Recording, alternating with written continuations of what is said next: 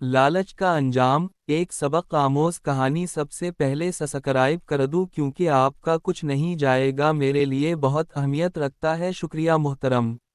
ایک گاؤں میں حامد نام کا ایک آدمی رہتا تھا۔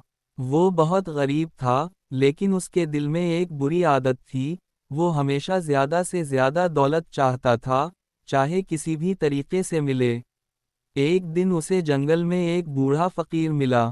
فقیر نے کہا، بیٹا، تم بہت پریشان لگتے ہو، کیا چاہتے ہو؟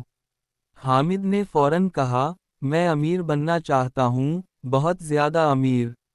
فقیر مسکرایا اور اسے ایک جادوئی تھیلی دی اور کہا، اس تھیلی میں تم جو بھی ڈالو گے، وہ دگنا ہو جائے گا، مگر یاد رکھنا، لالچ نہ کرنا، ورنہ نقصان ہوگا۔ خوشی سے لالچ تک۔ حامد خوشی خوشی گھر آیا۔ اس نے ایک سکہ تھیلی میں ڈالا، وہ 2 ہو گئے، پھر 4، پھر 8، دیکھتے ہی دیکھتے اس کے پاس بہت زیادہ پیسے ہو گئے۔ اب وہ گاؤں کا امیر ترین آدمی بن گیا۔ مگر کچھ ہی دنوں میں اس کا لالچ بڑھنے لگا۔ اس نے سوچا، کیوں نہ میں اپنی ساری چیزیں دگنی کر لوں۔ اس نے گھر کا سامان، سونا، سب کچھ تھیلی میں ڈالنا شروع کر دیا۔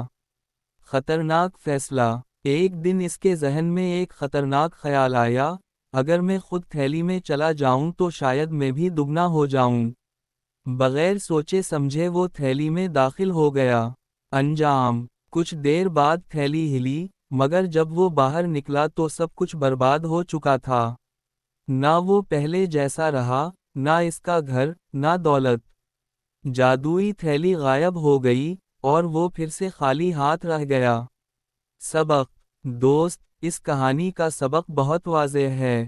لالچ انسان کو اندھا کر دیتا ہے۔ جو مل جائے اس پر شکر کرنا چاہیے۔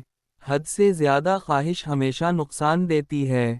اگر ہماری ویڈیو اچھی لگے تو لائک اور سبسکرائب کر دینا، شکریہ۔